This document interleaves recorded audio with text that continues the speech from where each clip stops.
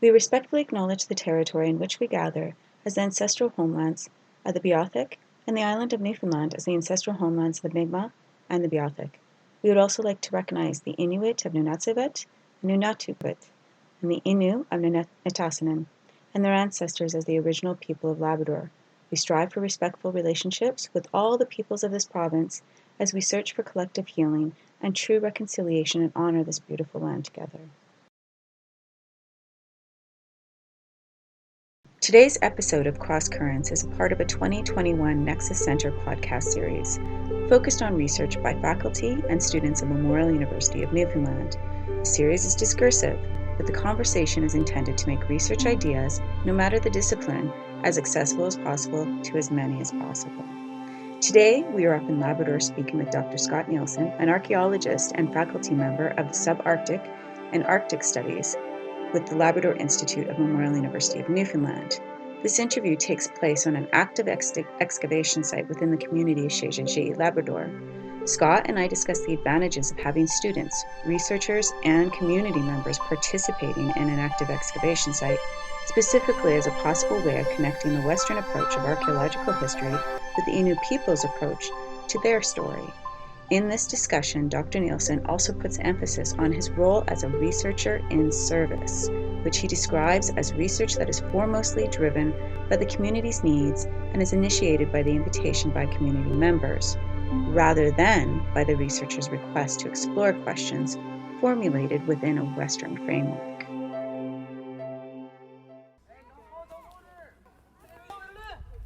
So we're here on site with Scott Neilson, who is a faculty member at Memorial University and the Arctic and Subarctic Studies at the Labrador Institute. Hi, Scott. Thanks for joining us here for the Nexus podcast today. I was wondering if you could maybe tell us where we are and the site we're on and what you're doing here. Sure. We're in the community of Sheshatshiu right now in Labrador, which is in Upper Lake Melville, just outside of Northwest River and Happy Valley Goose Bay. We're right in the community, as you can probably hear people in the background playing around. We're at an archaeology site that is called FJCA 51 under the National Registration System for Archaeological Sites. And we've been working here at this site for about 10 years now. And what we're doing is excavating the cultural artifacts that are here before they build houses. So the community is in a period of growth. They have a high growth rate in their population and are constantly needing to build houses. And so the goal is to recover the artifacts before the housing happens, so that the archaeology sites don't get destroyed. And the site itself is about 3,000 years old. It was occupied over about a 500-year period between about 3,200 years ago and 2,700 years ago or so. Do you know what peoples occupied this section of land? In archaeology terms, we refer to this as the intermediate period. Okay. And then we, underneath that, kind of subdivide it based on kind of characteristics of stone tools and time frame. Okay. And this would be what we would call the Brinix and Charles complex time periods. And these are First Nations people, and the Innu believe that they are their ancestors. Have you been discovering artifacts in this particular section, and what sort of artifacts have been discovered in this section? So we've discovered artifacts all over in all our excavations because we've targeted places where we found artifacts through test pitting. And here at this location, we excavated one hearth feature, kind of a heating feature, a campfire, and around that we found stone tools. So there were what we call bifaces in archaeology. It just means that it's been worked on both sides. A spear point, for instance, kind of falls into that category. And we did find a couple of spear points here, and we also found ground stone gouge. So there's different techniques for making stone tools. One is by chipping or flaking. Right. And so the spear points that we found here are flaked stone tools. And then the other way of making stone tools is by grinding a softer type of rock, and that's what the ground stone tool is. So that rock would be made out of slate, or that tool would be made out of slate, where the chipped artifacts are either made out of quartzite or chert-like material. It may vary, it may be different types of that material, but archaeologists generally lump them all under the category chert. So rocks with high silica content. So these rocks that have been flaked into tools are local, they're locally sourced, or do you ever find rocks that are not locally sourced in the area? Well, both actually. So at this site, the quartzite that we find here, at least most of it we think is coming from the glacial till. So the site, Northwest River and Sheshatshiu, are located on top of a glacial moraine. So that is filled with lots of gravel and then various sizes of cobbles. Mm-hmm. And then the cobbles are, well, all kinds of different cobbles, but a lot of them are quartzite. And so people are collecting those quartzite cobbles and turning them into stone tools. And then the other material, so the chert, we don't actually know where that comes from. It's been found on lots of archaeological sites in this region and also out on the coast between Cartwright and further north up towards Nain. And archaeologists have lumped it under a category called Saunders chert, named after somebody that worked with Bill Fitzhugh back in the late 60s, early 70s. But we've never been successful at finding where it comes from. Based on geological maps, people have predicted that it comes from the Pocket Knife Seal Lake region, which is north of here, maybe 100 kilometers or so, but we've never actually found the source, so we're not quite sure where it comes from, but we know it doesn't come from right here because we haven't found the cobbles that it would have been made out of or the outcrops that it would have been collected from. Who's funded this project? So this is a partnership with the Band Council here in Sheshatshiu. The university has kind of contributed my time for research and that sort of thing as kind of in-kind contribution. And then we operate the field school here as well, which will start on Monday, July 12th, and go for 5 weeks. And we'll have some students here excavating. That's one way that we do it. We've done that since about 2017, I think. Last summer, 2020, we didn't have a field school, obviously, because of the pandemic. But before that, in 2019, 2018, and 2017, we had field schools here. Before that, it was funded by the Band Council, who would actually hire community members to work on the excavation. But there's been issues with getting funded sort of thing. So the field school was kind of a nice middle ground as a way to still be able to continue on with the excavation and recover the materials before housing gets built and still have some community involvement, but not quite as much as we would have had previously when we actually had the community members working on the excavation. Okay, so the students they're learning while they're contributing to the community. Yeah, absolutely. So the students it's just like any other field school at Memorial. So they pay their tuition, they pay a little bit of extra fee on top of that goes towards supply. Other years we've had students come from all over Canada to participate in the field school, so they apply to MUN and become MUN students. And because we have accommodation space at the research station in Northwest River, some students would stay there in the past. This year we're not doing that. All the students this year are from Labrador, just because we weren't sure when we started planning around COVID and that thing. We didn't want to guarantee that students from outside the province could come in because we didn't know. So we limited it to students from here, and we ended up with we've got 3 students, 2 from here in Upper Lake Melville and 1 from southern Labrador, who will come and participate in the field school. Oh, that's fascinating. So all these students are interested specifically in archaeology, or are they part of an undergrad or graduate level? Undergrad students, and I guess they have some interest in archaeology because they're registered in the field school, but the majority of them who've actually taken the field school aren't archaeology majors.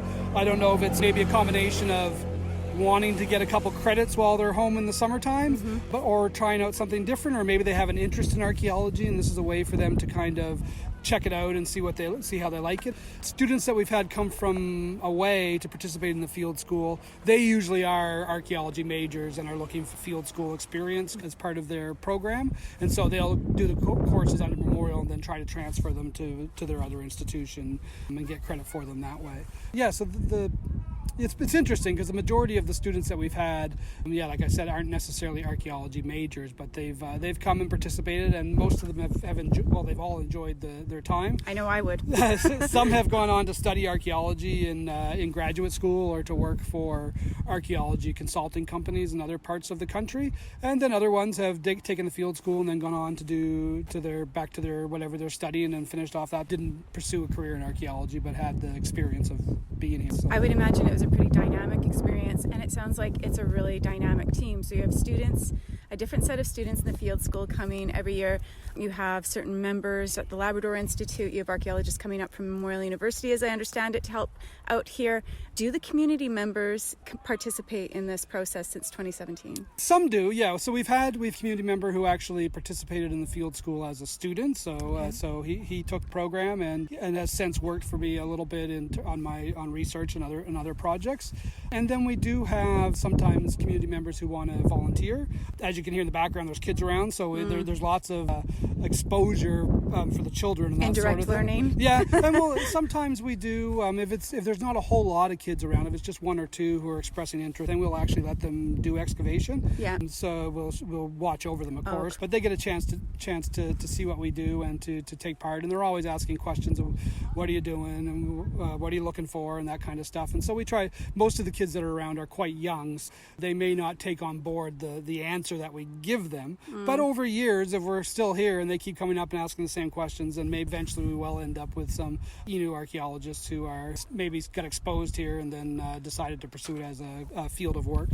That's the hope anyway. We'll see what happens. As you said, it's been 10 years. Yeah, there are. It is interesting because, of course, the Innu have their own way of telling their history, right? Archaeology is a Western way of telling history, and it's not always of interest to the community members. People are interested in. They understand that the people here, like in their understanding, are their ancestors, and so they're interested in preserving the materials that are here because of that. But at this point, there hasn't been a huge connection between the archaeology story and that Innu story of their past. In the future, hopefully that will change, and part of that, I think, is the responsibility of archaeologists, that we obviously haven't figured out the way to kind of connect those two things together well enough yet to spur that real interest in archaeology as a way of studying Innu past. Some folks in the community, like with the Innu Nation, have worked in archaeology in the past and see it as important in terms of regulating it and managing it. But it needs to, there needs to be more effort made by people like myself to try and connect those dots together. So while the community members are learning something about archaeology in the field, seeing it outside the doors of their houses, which we're here with many houses on a street, students that come from away are learning more about the Innu way, about seeing the land and... A little bit. Like, that's certainly something that I can't teach, and so we do try to arrange for like guest presentations and interactions that way, so students do get some exposure to that. But I'm very careful about consciously, talk to the students that I'm not able to tell them about the Innu way of understanding history and the way they tell their history, because I'm not part of that culture, right? What I study is archaeological history, which is quite different than that. But there are ways to connect them together with land use history, toponyms, ecological, those types of disciplines that I guess can connect archaeology to that. And hopefully in the future we'll do more work around that. At this point, where we are focused on salvaging the archaeological materials, a lot of our effort, it just goes into this every year, setting up the grids and recovering as much of the material out of the ground as we possibly can before the excavators show up to dig holes for house construction. How much time do you have in this part of land before the excavators are coming to... Well, that varies, I guess. And up till now, there's been quite we've been working here for 10 years now, and the houses that you see kind of surrounding us are places that we've excavated. And so we've been successful at clearing those lots. There is a desire to build houses here sooner than later. So we will get as much work as, keep working and get as much work as we get that done. And then it's really up to the community to decide how they proceed. Whether or not there will be houses built at this spot this fall, we don't know. We just keep going on and doing as much as we can. When the community decides they want to build houses, they'll go ahead and build their houses. So that's the other thing, is that I work from a perspective, I do what I'm asked to do in terms of research. I was invited to come do this by the Sheshatshiu First Nation, by the Band Council. Always make it clear that it's up to them. So if they don't want me to keep doing this, then I go and do something else. Right. And so that's something that's important, I think, from the perspective I work from, is that, and it's a bit different than maybe researchers in St. John's or in other locations where you sit back and come up with your research questions and your goals and your objectives, and then may go to the different communities and say, this is what I would like to do, can I have permission to do that? For me, I've been asked to do this. It wasn't my idea to come and start doing this work. And that's how I've started. I've learned a lot through that, and now that's kind of how I've switched my research perspective, so it's research and service as opposed to just me scratching my research itch for knowledge that I want to learn and that thing, which makes it a little bit more applicable to the community, I think, in terms of they have the control over it. So what have you learned through this process that you feel might positively contribute to research done in the field elsewhere? One thing, I guess, would be what I was just talking about, is that doing research and as a service to Indigenous communities. So having Indigenous communities come up with the research ideas and then figuring out ways to use your skill set to help address those needs. All Indigenous communities, especially in the north, have significant needs in terms of infrastructure, in terms of managing information and data and all that connects to research that researchers all have skills in. So it's a matter of figuring out how your skill set, I guess, can support the communities as they see fit, opposed to, like I was saying, the more traditional aspect where you would come up with your own ideas and then ask those communities for permission to do your work. The other thing, I guess, well, not the other thing, another thing that we've learned here is that there are different ways of doing archaeology as well. So we try to be quite flexible and, I guess, adapt the archaeology skills that we have to what the community needs are. For example, what we've done often is focused on the spots where they want to build the houses, as opposed to spots where I may want to go dig test pits and that sort of thing. And so it's not always in the highest potential areas, but also with this site, in terms of archaeology, we've learned a lot about the intermediate period. And so all of this information, when we're done, we haven't had the time at this point to kind of do detailed analysis on it and to start publishing that. But that is the goal, and the community supports that as well. And we're starting this now with grad students working on the analysis. All of this information, the 10 years of work that we've done now, will contribute significantly to our understanding of kind of this time period in Labrador's history. And it will be because the Band Council decided to do it.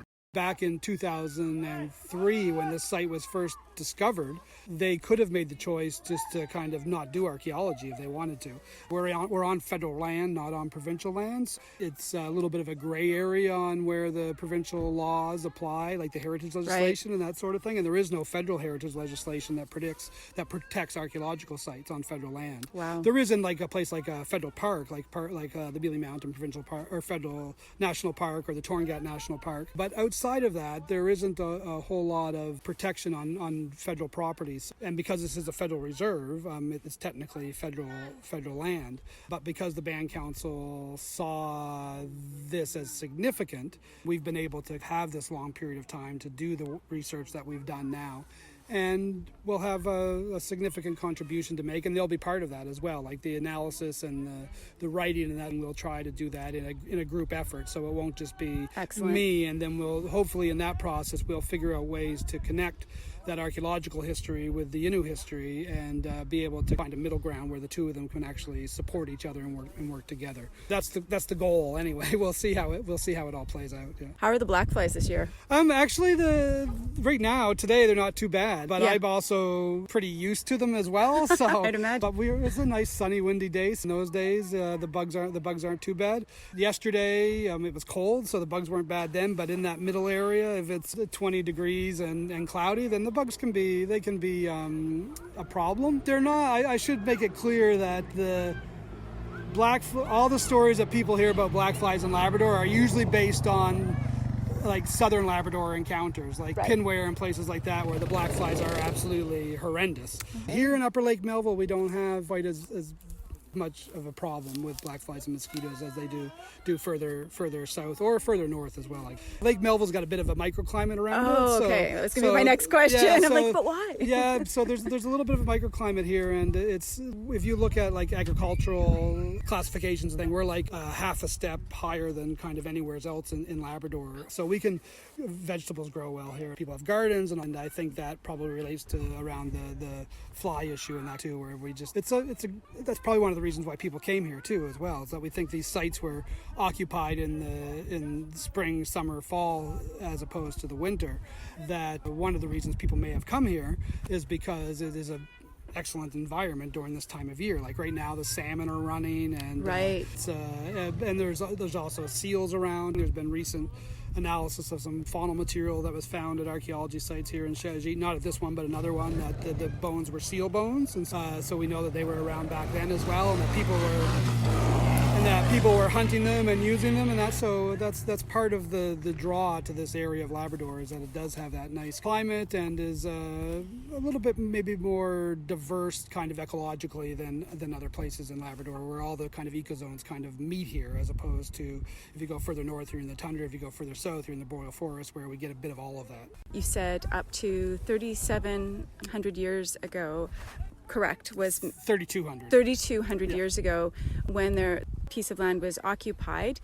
But wouldn't the weather and the ecozones have been entirely different at that time? Not entirely different. Like if you look at so there haven't been a lot of recent paleoclimatic studies of this region, but there were some back in the late 60s and early 70s and a little bit in the 80s as well, where they did do that old style of bulk pollen analysis and that sort of thing. Mm-hmm. And around 4,000 years ago is where at least the pollen signatures start to show a boreal forest. Okay. So the boreal forest would have been here, and prior to that, Labrador was actually a little bit warmer. Mm-hmm. Then, so about 4,000 years ago, things started to cool off. So it wouldn't have been significantly different than what we see today, beginning about 4,000 years ago. So by the time 3,200 years rolls around, we're probably having boreal forest here, caribou moss, that kind of stuff that we see today. And so the environment would have been familiar. Like if you took somebody today and put them in a time machine and sent them back who's from this area of Labrador, I don't think it would be significantly different that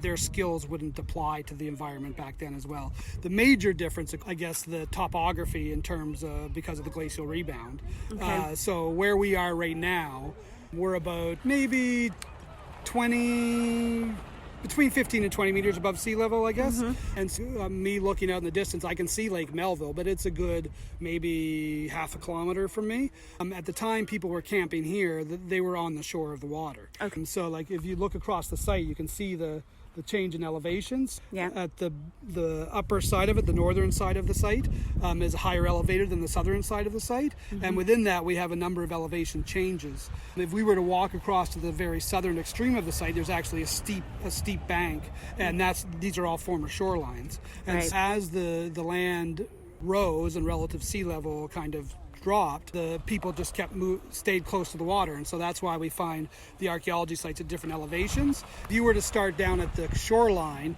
and walk to the highest terrace in Sheshatshiu, which is probably about 35 meters above sea level, each time you went up over a little kind of rise, you're going further back in time. So it's almost like following stair steps back in times. And we find archaeology sites all the way down through. On the highest terraces, there's sites here in Sheshatshiu, so they date to between 4,000 and 5,000 years ago. Where we are now, we're a bit lower elevated. It's a bit about, like I said in the past, 3,200, 2,700 years ago. We've excavated sites that are south of us right here and are a bit lower elevated, and they date to around 2,000 years ago. Some historic sites along the kind of modern shorelines as well. So by looking at those elevations, it helps us. Of course, it doesn't mean that somebody more recently didn't camp on a higher elevated site, because people can always choose to walk up a hill and set up their tent. Right. But generally speaking, the elevation is a pretty good guide of how old you think the archaeology site should be.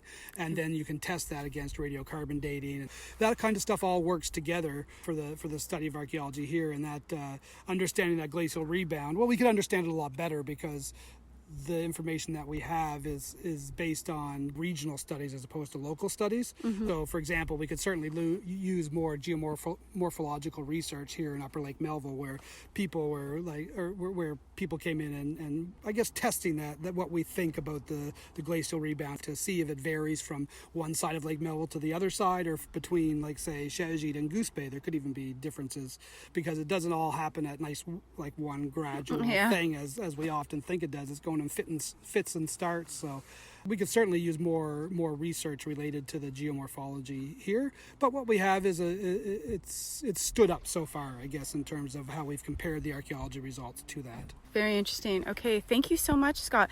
Is there anything else you'd like to add to share with our listeners? No, I think that's good. And if anybody listening does have any questions about it, they can certainly reach out to me. My contact information is on the Memorial Archaeology Department website or the School of Arctic and Subarctic Studies website, and hopefully we'll be offering the field school again next year. So if anybody listening is interested in taking a field school, they can reach out to me about that as well. Since my interview with Scott, he informed me that in an effort to complete as much excavation as possible, In the summer of 2021, the Sheshatshiu Innu First Nation hired an archaeological crew made up of 4 community members with previous experience in archaeology to work on the FJCA-51 excavation site for the remainder of the summer. The team also had a number of volunteers helping, which included staff from the Innu Nation and graduate students from Memorial University. It turned out to be an exciting and rewarding summer for everyone as they worked together to recover the history buried at archaeological site FJCA-51. To find out about future episodes of Cross Currents, you can follow us on Twitter at Nexus Center, search up the Nexus Center Facebook page, or subscribe to the podcast on iTunes or YouTube. The music used in the podcast was Memories of Better Times by Gordonark, copyright 2020, licensed under a Creative Commons Attribution, non-commercial license. The Nexus Center is generously supported by the faculty of HSS and the VPR office at Memorial University of Newfoundland.